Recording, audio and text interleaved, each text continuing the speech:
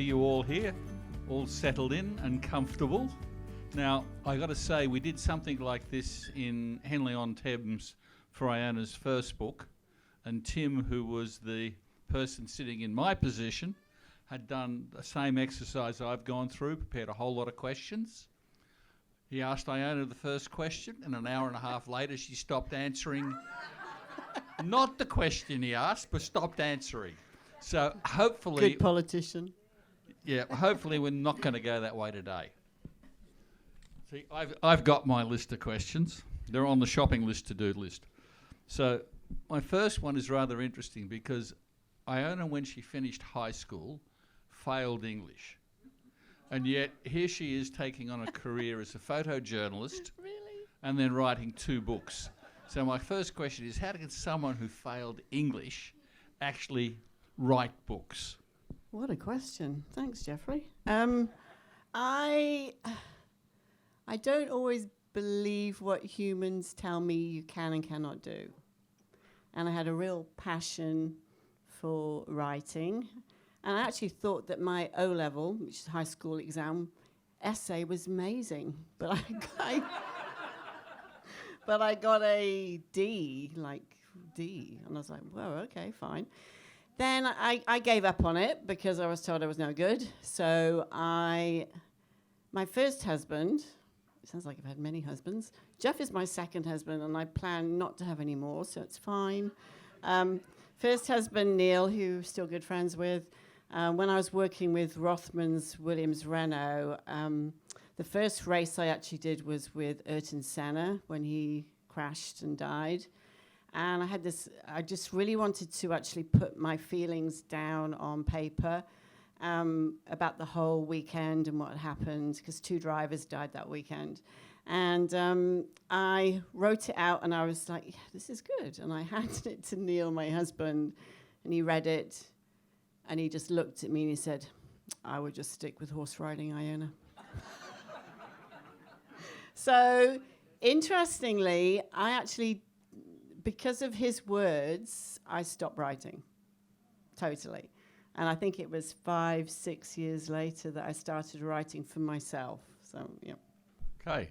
Now, I can understand the first book that you wrote because people kept saying you've been in Rothmans Williams, you were an international speed skier, you know, European champion, New Zealand champion even. Then you went into show jumping, and then you went into endurance and represented Ireland. And people said that was interesting, so why don't you write a book all about those experiences around the world? So that one I get. That's Racing on Empty, which is over there. But why would you write a devotional? Another good question. I actually don't like devotionals. Am I allowed to say that? The publisher. Hang on, you want them to buy the book? No. This is different. I've never. No, I mean, I do like devotionals. I'm not a great. I wouldn't go and buy one. People give me devotionals as presents, but the publisher, Malcolm Down, when the first time I met him, and we were just printing Racing on Empty, and I was telling him some of my stories, and he said, you should write a devotional. And I just sort of screwed up my face, and I was like, nope, that's not happening. But interestingly, when COVID hit, and I ended up in lockdown, Jeffrey, you ended up in Dubai, we started a outdoor worship gathering on the farm, a church farm, under the pecan tree, called Prayer, Praise and Pecan. And lots of things were happening around our gatherings, little healings and miracles, just amazing things. And a lot of people kept saying to me, you should write these stories down. And I thought, yeah, I should. And it lended itself to a devotional. And I remember a very well-known author called Mark Stibbe, who actually helped me with Racing on Empty. He said to me, as an author, as a writer, you should actually write what you want to read. And I thought, what I want to read right now, when the world is absolutely crazy and you don't know what's going to happen from one day to the next, is I would like a book about real life experiences with a real living God. I want it real. I want it, and I thought I can do this, and that's where the devotional came from. Does that answer your question? Kind of. So that was an unexpected situation then. Obviously, the situation with what's happening elsewhere in the world is still unexpected.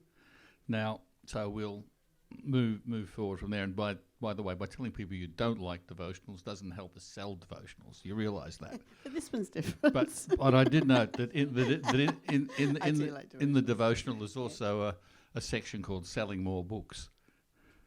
Oh, really? You want to Yes. bring that one up? Yes, Jeff? it's in there. Serious?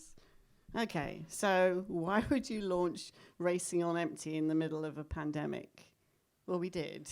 It's not sensible. Yeah, we probably lost a lot of money on that one, but that's okay. That's fine. It's doing well now, so it's fine.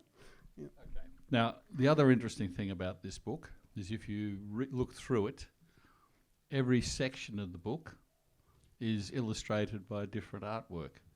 Explain the artworks, because you did them as well. Yeah, so there's 8 sections and there's 8 artworks, of which most of them are very large canvases done with airbrushing and acrylics. Actually, that's another story, because I went to art college. I didn't last very long. I did 1 year in arts and foundation, and then I was accepted onto a BA course in fine art. I managed to do 6 months, and I had an argument with my tutor because he wanted me to explain why I had actually done something on the canvas. And I said, I can't explain it, I just did it. And he said, that's not good enough.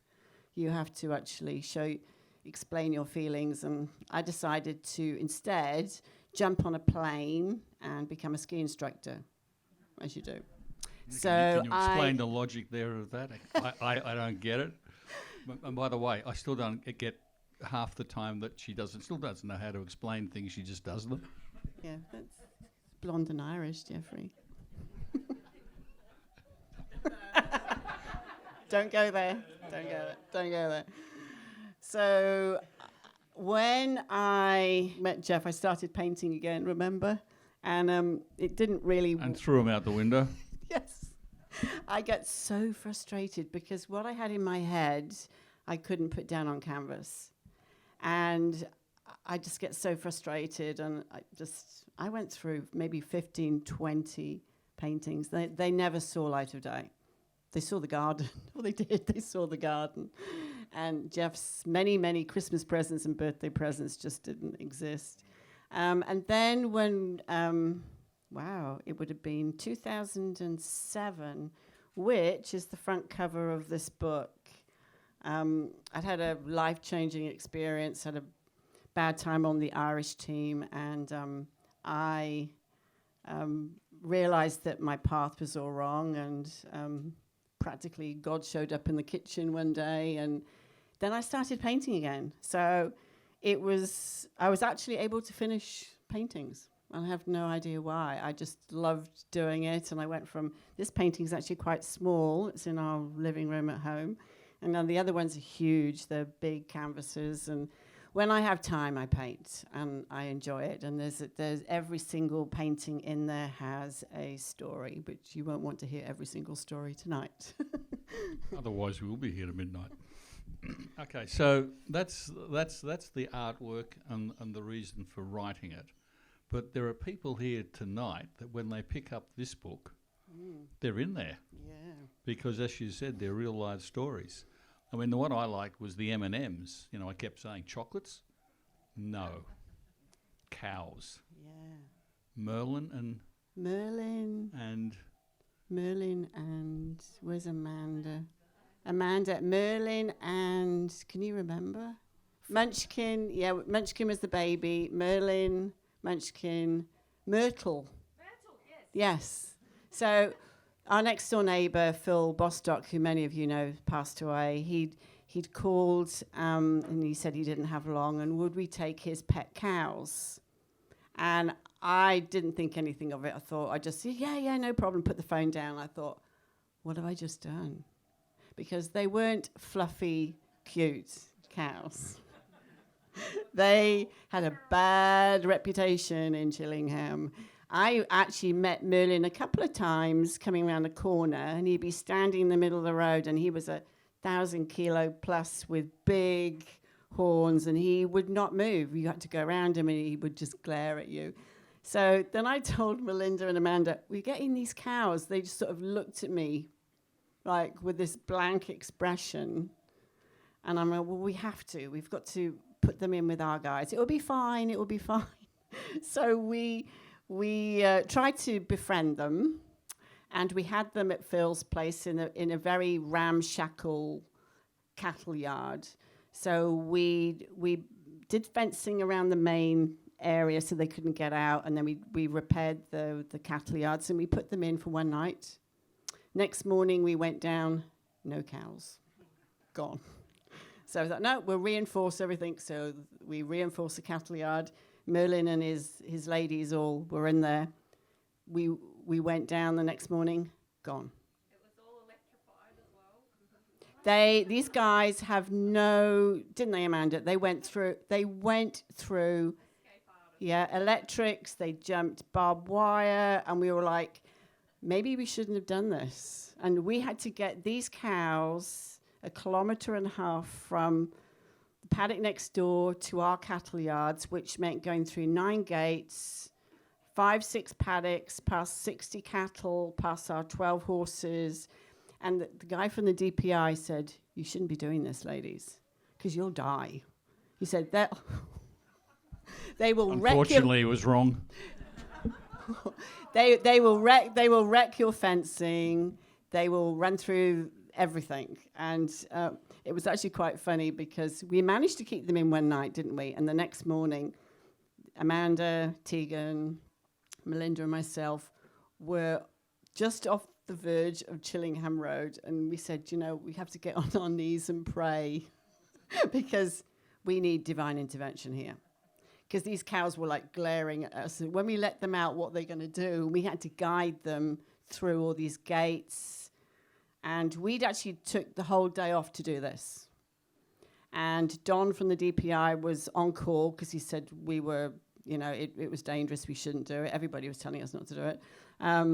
So we sat, we kneeled and we prayed, we held hands, and people driving past, beeping, going, what are they doing?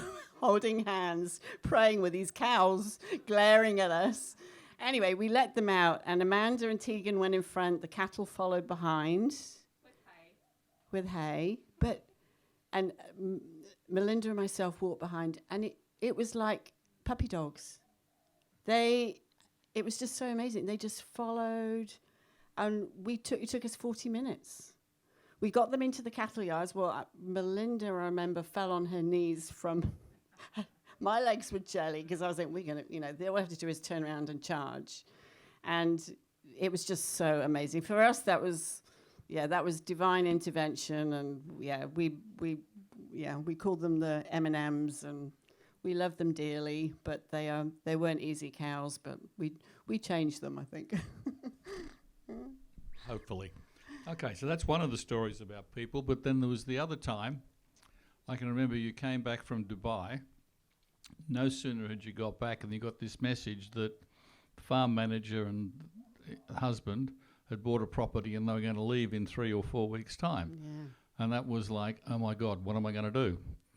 So what happened there? So that story's in the book as well. This is one of the stories. So you'll all know me that I'm paranoid about the horses, the dogs, the cats, and I couldn't believe it. It was practically a couple of days after I stepped off the plane. So you're 11,495 kilometers away, and the people that are running your farm have just resigned. And normally I'd go into total meltdown. And I just had this overwhelming sense of peace. I prayed about it, overwhelming sense of peace that, no, it's all sorted. And I'm like, I can't get back. I'm stuck in Dubai. I've got no one to help me. What am I going to do? And I just felt God saying to me, it's sorted. Don't worry. Don't panic. I've already found you someone. So 2 days later, I thought, well, I have to do something. So I remember calling Di Baxter, said, do you know anybody? And I reached out to a few other people. And then while I was doing this, a little Facebook message popped up, and it was it was Amanda. And I said, oh, maybe Amanda used to work for us way back, part-time, and then went off to greener grass, I'd say. And I said, well, maybe Amanda would know. So I called him. No, I texted Amanda, and at that particular time, you were not in a great spot, and you were lying on your bed praying that you could just find a job that would help you out of a real dark hole. So she's here, I'm there, and she said, I would love to take on that position. And I thought, she's actually the perfect person. She knows the farm, she knows the dogs, she knows the cats, she knows about learning about cattle. And I was just like, it was just bang, answered. And that was just probably 2 months before COVID. So we both went into the pandemic. Was it? Yeah, the sense of time is. Yeah, okay, yeah, Yeah, I maybe, was yeah. literally laying on my bed, so lost, just looking up at the ceiling, going, "What now?" And I got a message from Iona, and Yeah. just amazing how God works through people. Yeah, and I'll be forever grateful that He worked through you, Iona. Yeah. we had such the most amazing time together because we ended up in lockdown together. So we were both going through lots of stuff together, and it was like God had put us together so that we could grow. And Amanda helped me with prayer, praise, and pecan, and it was just a real special time. It was just divine intervention. That's just one of the many stories that have happened over the last 2 years. But Okay, so let's switch from people to animals now. Dave, you remember this one? Brown snake with sunglasses. It was Eastern brown, actually. Yeah, well, you explain that one. Did you ever find them in Chillingham, Dave?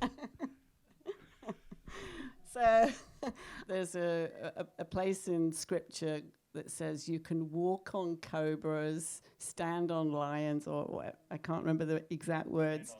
And I actually kept repeating that. I actually hadn't ever seen. I've seen a python. I've seen a red-bellied black. So halfway into the pandemic, I was rushing from the stable to the house on a Monday afternoon, and I stood right bang on an Eastern brown. And we were both shocked. So he went one way, I went the other. And I was like, yeah, okay, that happens. You're in Australia. What do you expect? And I just sort of put it at the back of my mind. The following week, the same day and almost the same time, but a totally different Eastern brown. It was like twice the size. We didn't see each other. So running again, I don't know what I was doing, running across different location, going around the back of the garden. And I stood on him, and he reared up, and I was so shocked. I don't know what I did. I jumped up, and as I jumped, my sunglasses fell on him. And he actually had this look of absolute horror that his sunglasses had landed, and he took off, and I took off one way, and he took off the other. And I think Dave came that afternoon, and I told him, he said, oh, don't worry. If we see an Eastern brown with sunglasses on, we'll send him back to you, But that was divine protection, I would say.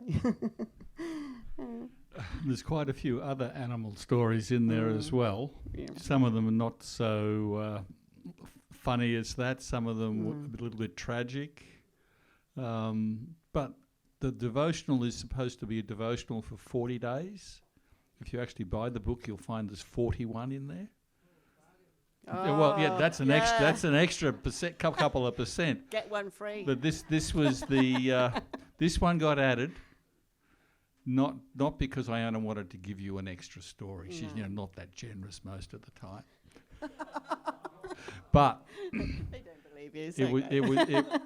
It was an amazing story.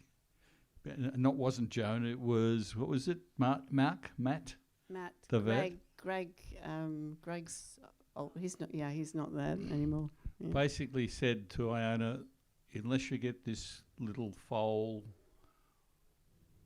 to the equine hospital this evening, it'll be dead in the morning.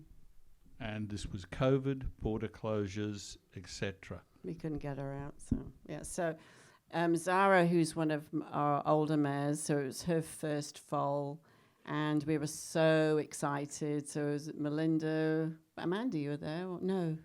So Melinda and myself and Tegan, and this beautiful little filly was born. And then within 2 hours, we realised we had a serious problem. She actually just could not stand. And then she was doing strange things with her neck, like she was struggling getting oxygen in. So we called the vet, and the vet said, no, we'll stay positive. So the first night, every 2 hours, I'd go and I'd pick her up because she couldn't stand. And we'd aim her for the mother's milk. So she's had a little bit of milk, but not much. And then the next day, I had no sleep. I was up every 2 hours. We had cameras watching her. And she just lay there. And the next morning, she got colic. And the vet said, this is not going the right way. You might have to just prepare yourself. And I was like, no, I'm not having this. We worked really hard at lifting her up. And then that night, we got the vets back again. And they said that night, we have to get her to a equine hospital. Well, we couldn't because the borders were shut. It's 3 hours away for the nearest one. And he said, there's absolutely nothing we can do for her, nothing. And I lost it. I totally lost it. And I remember, where's Kate? So I called Kate. And I was in a bad way. I actually got to the point where I couldn't pray anymore. I'd actually given up. I just got really angry because it just it shouldn't happen. We're all like that when trauma happens. And I remember I just walked over. I sat on the side of my bed and I cried. And I said, I just you feel empty and numb. You're not in control. You can't help this poor little thing that was suffering, and it was so difficult. And it was very weird. Talking about devotionals, I felt God say to me, pick up the book that you haven't read for like a year and a half, which was a devotional. And I went to pick up this book for the day that for that day, which was September 28th, I think it was. And I opened, it had a morning and an evening, and I read the evening, and it said, go back and pray. Go back 7 times and don't stop. He said, God is not deaf. He hears every single word you say. He said, don't give up. Go back. And I put the book down. I was like, whoa. And I went back to the stables. It was 12 at night. And I walked in, and there was this like orange glow in the stable. And I just had this feeling she'd already been healed. And I just looked, and I thought, no. And she was lying down, and I touched. We have this all on camera, all on the videos, everything was there. I touched her, and she got up. And I was like, no, maybe I'm really tired here. I'm imagining things. She stood up, and she went to her mum and got milk. And I'm like, no way, it can't be happening. I sat for 45 minutes and just watched. And I don't want to leave, because if I go, I would wake up and think I was dreaming. So I did go back. I kept my work clothes on. I just stayed on top of the bed. And I went back again 2 hours later, and she's running around the stables, trotting. And I'm like, I don't believe this. And I had no one to call, no one to tell, because it was 1 o'clock in the morning. And then I went back, I put my PJs on, I thought I can sleep. I just felt that she'd been healed, and she had been healed. And I woke up at 4, and my phone is connected to the cameras, and I looked, and there she was, nuzzling around, playing with her mum. I'm like, I really don't believe this. Unbelievable. We called the vets, and actually that morning I was so excited. So Melinda and Tegan, I said, you won't believe this. You won't believe. So we opened the stable door, and she'd never been out of the stable before. Opened the door. Well, the mum didn't shoot out, but this little horse did. And we've got video of her galloping around. And we sent it to the vets, and he said, "Nah, different horse." Said, "No, this is." And we actually hadn't named her because we didn't think she would survive, so we weren't going to give her a name. And we were just so excited. So I said, "I need to give her a name." I think she's a real lady, isn't she? Well, she's a lady tomboy. But I thought, something really strong. And I went through the A's and I saw Arabella. And I thought, yeah, she looks like an Arabella. It's strong and bold. And then I thought, I wonder what Arabella means. And it means God answered. And I was like, what? So it was just, and I called up the publisher and I said, I know the book's going to print, but I need to write this story. And I can't put it into 350 words, which the others are. I said, this is going to be maybe 2, 3. And he said, yes, yep, no problem. I said, I've got a video to go with it as well. Yes, I don't do videos anyway, but anyway. So she's number 41 on there. And it was just like a seal of approval for the book as well. So every time I see Arabella, I realize that, when things are going really bad and you give up, we all do. We just say, I can't do anything else. You can't. You can pray, and you keep praying. And you think it's going into outer space, but it doesn't go to outer space. Yeah. Okay, that's the 41st story. You haven't got 44 yet, but what about book number 3? Oh. Because, you weren't going to do the first one. You weren't going to do a devotional, so that's 2.